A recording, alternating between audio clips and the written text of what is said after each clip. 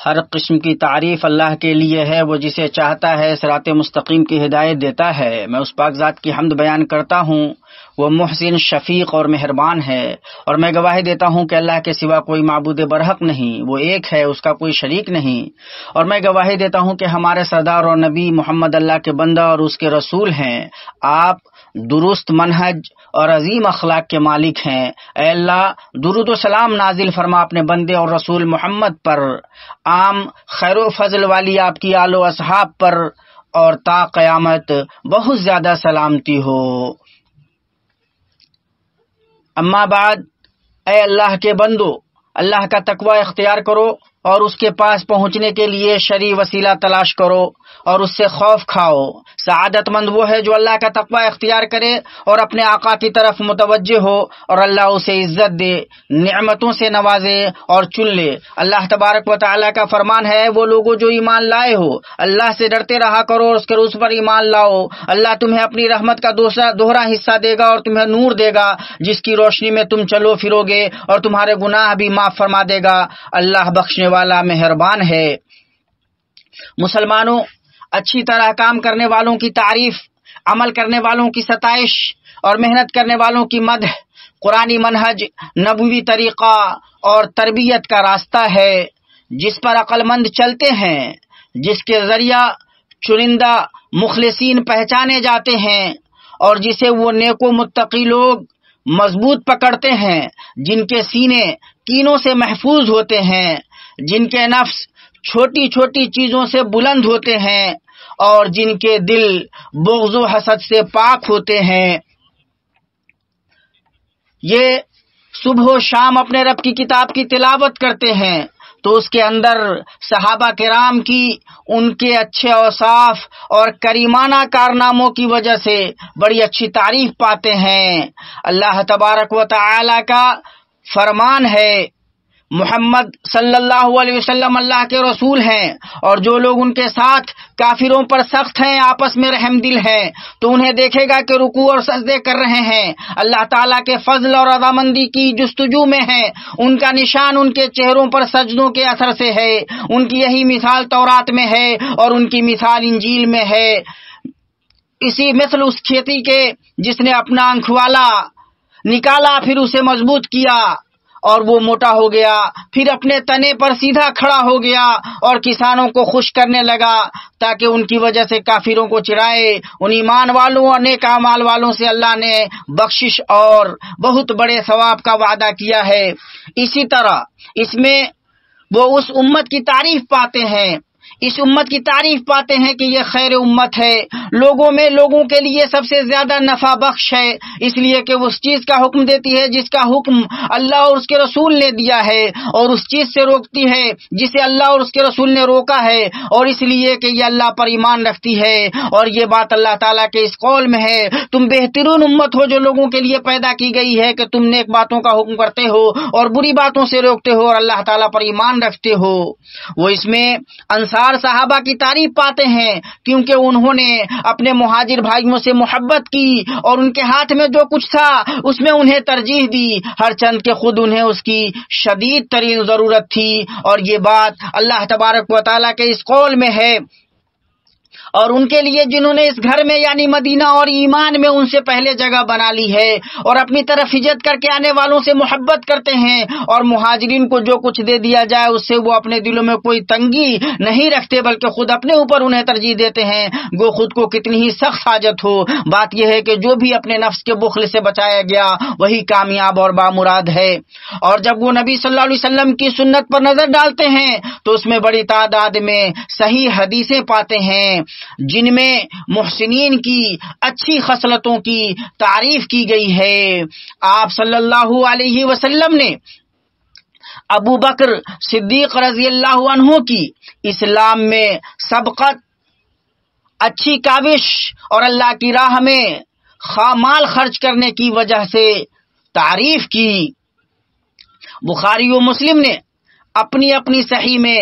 ابو سعید خدری رضی اللہ عنہ سے روایت کیا ہے کہ نبی صلی اللہ علیہ وسلم نے فرمایا، صحبت اور مال کے معاملے میں میرے اوپر سب سے زیادہ ابو بکر کا احسان ہے۔ اور عمر بن خطاب رضی اللہ عنہ سے فرمایا، اس ذات کی قسم جس کے ہاتھ میں میری جان ہے، اگر تمہیں شیطان راستے میں چلتا ہوا دیکھ لے تو وہ اپنا راستہ تبدیل کر کے دوسرے راستے پر چلنے لگتا ہے۔ اسے بخاری اور مسلم نے حضرت سعد بن ابی وقاص رضی اللہ عنہ سے روایت کیا ہے۔ اور انصار کی تعریف میں وہ حدیث ہے جسے امام بخاری نے اپنی صحیح میں ابو ہریرہ رضی اللہ عنہ سے روایت کیا ہے کہ رسول اللہ صلی اللہ علیہ وسلم نے فرمایا، اگر ہجرت نہ ہوتی تو میں انصار کا ایک فرد ہوتا، اور اگر انصار ایک وادی اور گھاٹی میں چلیں تو میں انہی کی وادی اور گھاٹی میں چلوں گا۔ انصار تو اندر کا کپڑا یعنی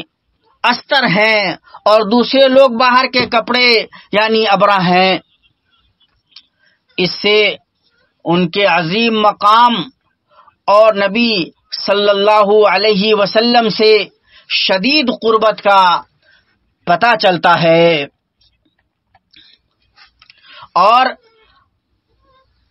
حسن و حسین رضی اللہ عنہما کی تعریف میں وہ حدیث آئی ہے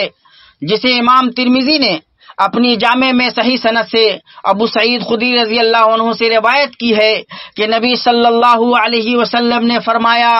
حسن اور حسین اہل جنت کے جوانوں کے سردار ہیں۔ اور آپ صلی اللہ علیہ وسلم نے عبد قیس کے اشج کی تعریف کی جب وہ اپنی قوم کے ساتھ آپ صلی اللہ علیہ وسلم کے پاس آئے۔ آپ صلی اللہ علیہ وسلم نے ان سے فرمایا، تمہارے اندر دو خصلتیں ایسی ہیں جنہیں اللہ پسند فرماتا ہے، بردباری اور سنجیدگی۔ اسے مسلم نے اپنی صحیح میں روایت کیا ہے۔ اس کے علاوہ بھی بہت سی حدیثیں ہیں جو احادیث کی کتابوں میں مناقب کے ابواب میں درج ہیں۔ اس لیے اس میں کوئی تعجب کی بات نہیں کہ اس قرآنی منہج اور نبوی طریقہ کا اس امت کے سلف اور چنیدہ لوگوں کے دلوں میں بہت گہرا اثر ہو۔ اسی لیے ان کی سیرتیں ان لوگوں کی خوش آئند اچھی تعریف سے بھری ہوئی ہیں جو اپنے اچھے کاموں اور شیریں خصلتوں سے اس کے مستحق تھے۔ یہ امام سفیان ثوری اور امام عبداللہ بن مبارک ہیں۔ دونوں فرماتے ہیں امام ابو حنیفہ اپنے زمانے کے سب سے بڑے فقیہ تھے، اور یہ امام شافعی ہیں۔ اپنے استاد امام مالک رحمہ اللہ کے بارے میں فرماتے ہیں، جب علماء کا ذکر ہو تو امام مالک ستارہ ہے، اور امام مالک مخلوقات پر اللہ کی حجت ہے۔ اور امام شافعی رحمہ اللہ اپنے شاگرد امام احمد ابن حنبل رحمہ اللہ کے بارے میں فرماتے ہیں، میں بغداد سے نکلا اور وہاں کوئی آدمی احمد بن حنبل سے بڑھ کر افضل، ذی علم، فقیہ اور متقی نہیں تھا۔ اور امام احمد بن حنبل رحمہ اللہ امام شافعی رحمہ اللہ کے سلسلے میں فرماتے ہیں، جس نے بھی اپنے ہاتھ میں قلم اور دوات پکڑا ہے اس کی گردن پر امام شافعی کا احسان ہے۔ اور یہ امام مسلم رحمہ اللہ ہیں۔ امام بخاری رحمہ اللہ سے ایک حدیث کے بارے میں پوچھتے ہیں اور وہ اس حدیث کی علت بیان فرماتے ہیں تو امام مسلم ان سے کہتے ہیں، اے استاد الاساتذہ اور حدیث کے علل کے ڈاکٹر، اللہ آپ کو باقی رکھے۔ اور یہی ہر زمانے اور ہر ملک میں اہل فضل اور علماء کی شان اور شیوا اور ماہر اہل علم کا منہج رہا ہے، یہاں تک کہ قیامت آ جائے۔ اللہ کے بندو، محسنین کی تعریف کرنے میں بہت سی حکمتیں اور عظیم فوائد ہیں، جیسے ان شریفانہ خصلتوں اور قابل تعریف کارناموں کی طرف نگاہوں کو متوجہ کرنا جنہیں انجام دینے والے تعریف کے مستحق ہوئے، اور جیسے ان صفات سے متصف لوگوں کی ہمت افزائی اور انہیں ان پر ثابت قدم رہنے پر ابھارنا، اور جیسے دوسرے ان لوگوں کو شوق دلا کر ہمتوں کو مہمیز دینا اور عزموں کو بیدار کرنا، جو ان صفات سے متصف نہیں کہ وہ بھی اچھا اسوہ اپنائیں اور اچھی طرح پیروی کریں، اور جیسے عدل کے تقاضوں پر عمل کرنا، کیونکہ عدل کا تقاضا ہے کہ جس طرح برائی کرنے والے کی برائی پر مذمت ہوگی، اسی طرح بھلائی کرنے والے کی بھلائی پر تعریف بھی ہوگی۔ اچھی بات یہی ہے کہ ہر آدمی اس اخلاق کو اپنائے اور اس زیور سے آراستہ ہو، اور اپنی بیوی بال بچوں کو اور جو بھی اس کے زیر سرپرستی ہیں انہیں اس کا عادی بنائے، اور یہ انتہائی درجے میں آسان ہے اس کے لیے جس کے لیے اللہ آسان کر دے اور جسے توفیق دے دے، کیونکہ یہ ایک اچھی بات ہی ہے اور ایک صدقہ ہے جو آدمی اپنے اوپر کرتا ہے اور اس پر اسے اجر سے نوازا جاتا ہے، جیسا کہ صحیح حدیث میں آیا ہے، اچھی بات صدقہ ہے، یا پھر بھلائی کرنے والے کو اچھے بدلے کی دعا دینا ہے، اور یہ عبادت ہے جس پر دعا دینے والے کو ثواب ملتا ہے، جیسا کہ اس صحیح حدیث میں آیا ہے جسے ترمذی اور ابن ماجہ نے صحیح سند سے اپنی اپنی سنن میں نعمان بن بشیر رضی اللہ عنہ سے روایت کیا ہے کہ نبی صلی اللہ علیہ وسلم نے فرمایا، دعا ہی عبادت ہے۔ اللہ کے بندو، آدمی بھلائی کرنے والے کی بھلائی پر شکریہ ادا کرنے سے نفرت کر کے، اہل فضل کے فضل کے اعتراف کو ناپسند کر کے اور انکار و تغافل کے اخلاق سے سوائے اس کے اور کچھ نہیں پائے گا کہ وہ اپنے آپ کو حسد کے عیب سے عیبدار کرے گا، چنیدہ لوگوں کے مقام سے خود کو گرا لے گا، بلندیوں تک پہنچنے سے پیچھے رہ جائے گا، ہر فضل کی طرف سبقت کرنے والوں اور ہر بھلائی کی طرف پیش قدمی کرنے والوں سے جا ملنے سے خود کو روک لے گا، اور اس کریمانہ اخلاق اور عظیم خصلت سے عام طور پر متصف اور آراستہ ہونے میں دوسرا عظیم اثر پایا جاتا ہے جو اس امت محمدیہ کی روشن تصویر کو نمایاں کرنے میں ظاہر ہوتا ہے، کیونکہ اس میں بھلائی کرنے والے کی بھلائی کا اعتراف ہے اور اس کی مدح و ثنا ہے، ہر چند کے وہ امت محمدیہ سے نہ ہو۔ اسی طرح برائی کرنے والے کی مذمت کی جائے گی، ہر چند کے وہ امتی کا فرد کیوں نہ ہو، کہ یہی تمام مخلوقات کے ساتھ عدل کا تقاضا ہے، اور اسی کا اللہ پاک نے اپنے اس قول میں حکم دیا ہے، اے ایمان والو، تم اللہ کی خاطر حق پر قائم ہو جاؤ، راستی اور انصاف کے ساتھ گواہی دینے والے بن جاؤ، کسی قوم کی عداوت تمہیں خلاف عدل پر آمادہ نہ کر دے، عدل کیا کرو جو پرہیزگاری کے زیادہ قریب ہے، اور اللہ تعالیٰ سے ڈرتے رہو، یقین مانو کہ اللہ تعالیٰ تمہارے اعمال سے باخبر ہے۔ اللہ مجھے اور آپ کو اپنی کتاب کی ہدایت اور اپنے نبی صلی اللہ علیہ وسلم کی سنت سے فائدہ پہنچائے۔ میں اپنی یہ بات کہتا ہوں اور اللہ عظیم و جلیل سے اپنے لیے، آپ سب کے لیے اور بقیہ تمام مسلمانوں کے لیے ہر گناہ سے مغفرت طلب کرتا ہوں، بلا شبہ وہ بہت بخشنے والا ہے۔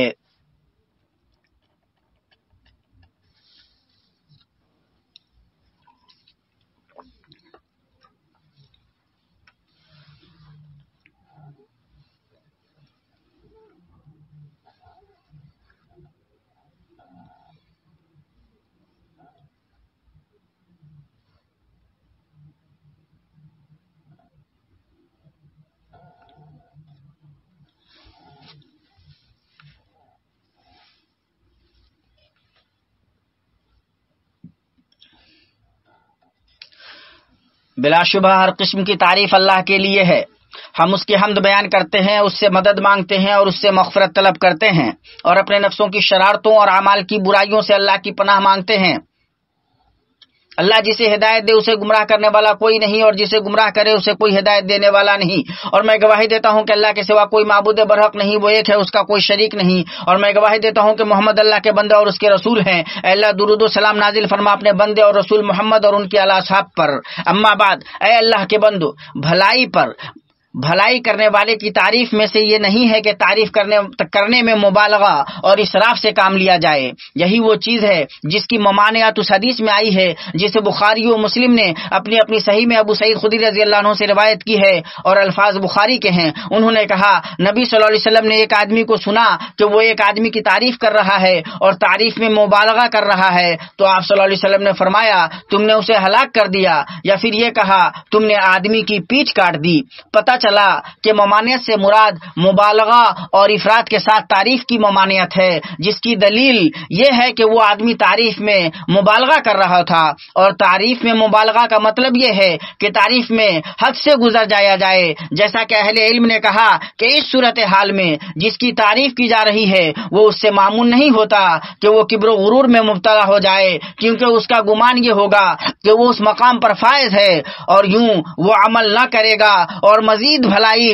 حاصل کرنا چھوڑ دے گا، اور مبالغہ کے ساتھ جس چیز سے اسے متصف بتایا گیا ہے اس پر بھروسہ کر لے گا۔ اس لیے صحیح مسلم میں مقداد رضی اللہ عنہ سے نبی صلی اللہ علیہ وسلم کا جو فرمان مروی ہے کہ تعریف کرنے والوں کے چہروں پر مٹی جھونک دو، اس سے وہ لوگ مراد ہیں جو لوگوں کی تعریف ان کے سامنے ایسی چیز پر کرتے ہیں جو ان میں نہیں ہوتی۔ جہاں تک اس تعریف کی بات ہے جو ان میں ہو تو وہ اس ممانعت میں داخل نہیں، بہی طور کہ وہ اس کی تعریف میں یوں کہے میں اسے اسی طرح گمان کرتا ہوں اور اللہ ہی اس کے متعلق صحیح علم رکھنے والا ہے، اور میں اللہ کے بالمقابل کسی کا تزکیہ نہیں کرتا، جیسا کہ اس حدیث میں آیا ہے جسے بخاری و مسلم نے ابو بکر رضی اللہ عنہ سے اپنی صحیح میں روایت کیا ہے۔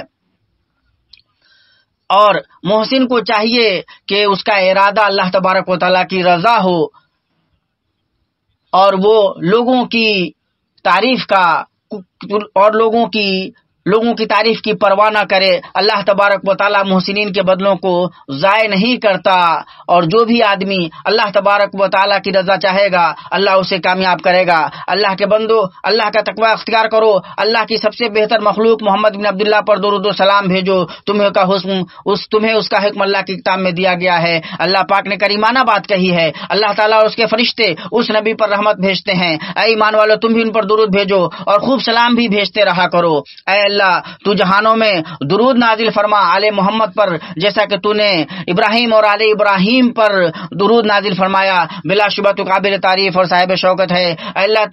اللہ تو جہانوں میں برکت نازل فرما محمد اور آل محمد پر، جیسا کہ تو نے برکت نازل کی ابراہیم اور آل ابراہیم پر، بلا شبہ تو قابل تعریف اور صاحب شوکت ہے۔ اور اللہ تو راضی ہو جا چاروں خلفاء ابو بکر، عمر، عثمان اور علی اور بقیہ سارے صحابہ و تابعین سے، اور تا قیامت جو درست طریقے سے ان کی پیروی کریں ان سے، اور انہی کے ساتھ ہم سے بھی اپنے کرم و احسان سے، اے اکرم المکرمین۔ اے اللہ اسلام اور مسلمانوں کو غلبہ عطا کر، اے اللہ اسلام اور مسلمانوں کو غلبہ عطا کر، اے اللہ اسلام اور مسلمانوں کو غلبہ عطا کر، دین کی حفاظت فرما، اپنے موحد بندوں کی مدد کر، اور اس ملک کو اور مسلمانوں کے بقیہ تمام ملکوں کو پر امن و پرسکون بنا۔ اے اللہ ہمیں اپنے وطن میں امن سے نواز، ہمارے سربراہوں اور حکمرانوں کی اصلاح فرما، ہمارے سربراہ کے حق سے تائید کر اور انہیں نیک مشیروں سے نواز، اور اے دعا کے سننے والے انہیں تو اپنی مرضی و منشا کے مطابق چلنے کی توفیق دے۔ اے اللہ انہیں اور ان کے ولی عہد کو اس کی توفیق دے جس میں اسلام اور مسلمانوں کی بھلائی ہو، اور جس کی بندوں اور جس میں بندوں اور ملک کا مفاد ہو۔ اے اللہ اے قیامت کے دن کے مرجع، اے اللہ ہمارے دین کی اصلاح فرما جس میں ہمارے معاملے کی حفاظت ہے، اور ہماری دنیا کی اصلاح فرما جس میں ہماری معیشت ہے، اور ہماری آخرت کی اصلاح فرما جس کی طرف ہمیں لوٹ کر جانا ہے، اور زندگی کو ہمارے لیے ہر بھلائی میں اضافے کا باعث بنا، اور موت کو ہر شر سے نجات کا ذریعہ بنا۔ اے اللہ تمام معاملات میں ہمارا انجام درست کر، اے اللہ ہمیں دنیا کی رسوائی اور آخرت کے عذاب سے بچا۔ اے اللہ ہم تیری نعمت کے ختم ہونے، تیری عافیت کے بدلنے، یک لخت تیرے عذاب اور تیری ہر ناراضگی سے پناہ چاہتے ہیں۔ اے اللہ ہمیں اور دے اور کم نہ کر، نواز اور محروم نہ کر، عزت دے ذلیل نہ کر، ہمیں ترجیح دے اور ہم پر کسی کو ترجیح نہ دے، ہمیں راضی کر اور ہم سے راضی ہو جا۔ اے اللہ ہمارے مزاح اور سنجیدگی میں اور غلطی سے اور جان بوجھ کر کیے گئے تمام گناہوں، ہر اور اس گناہ کو بخش دے جو ہم سے سرزد ہوئے۔ اے اللہ جو ہم نے آگے بھیجا اور جو پیچھے کیا، جو چھپایا اور جو ظاہر کیا، اور جسے تو ہم سے زیادہ واقف ہے، سب کو بخش دے۔ اے اللہ تو ہی مقدم مقدم ہے اور تو ہی مؤخر ہے اور تو ہی ہر چیز پر قادر ہے۔ اے اللہ تو ہمارے مریضوں کو شفا دے، ہمارے گزر چکے لوگوں پر رحم فرما، جو تیری مرضی کے مطابق ہوں ہماری ان آرزوؤں کو پوری کر، باقی رہنے والے نیک اعمال پر ہمارے اعمال کا خاتمہ کر۔ اے اللہ دلوں کو تقویٰ دے، ان کا تزکیہ کر، تو ہی سب سے زیادہ تزکیہ کرنے والا ہے۔ اے ہمارے رب ہم نے اپنا بڑا نقصان کیا، اور اگر تمہاری مغفرت نہ کرے گا اور ہم پر نہ کرے گا اور ہم پر رحم نہ کرے گا تو ہم واقعی نقصان پانے والوں میں ہو جائیں گے۔ اے ہمارے رب ہمیں دنیا میں نیکی دے اور آخرت میں بھلائی دے اور ہمیں جہنم کے عذاب سے بچائے۔ اللہ درود و سلام نازل فرما اپنے بندے اور رسول محمد اور آپ کے آل و صحاب پر، اور ہر قسم کی تعریف اللہ رب العالمین کے لیے ہے۔